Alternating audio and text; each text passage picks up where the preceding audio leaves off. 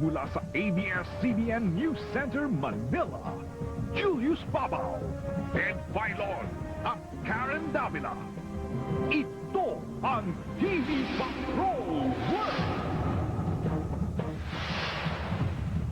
Magandang gabi, Pilipinas! Kami, ang mga patrol ng Pilipino. Nagbabalita at naglilingkod sa inyo saan man sa mundo.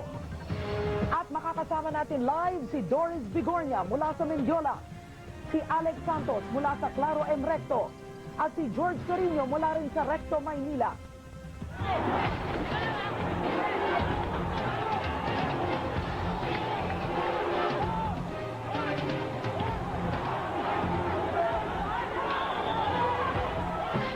Halos lingkisin ng mga rallyista ang dalawang lalaki na nahuling may dalang baril kaninang umaga sa rally sa Dar, Quezon City. Nagpapatrol si Doris Bigornia. Kahapon dinedma lang ng mga otoridad ang tila pagkapraning ng mga rallyista saan nila'y nakabuntot ng mga pakawala ng pulisya sa kanilang hanay.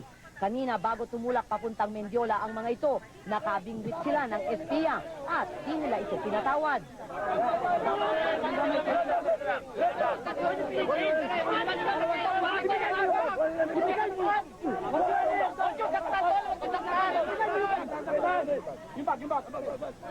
Di nilubayan ito hanggang makuha ang ebidensyang pulis ito.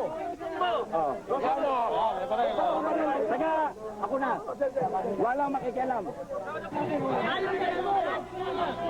Ipinasa nila ito sa otoridad pero dahil sa gigil na ang mga pagod at wala pang tulog ng mga rallyista, inupakan ulit ito bago tuluyang isurrender.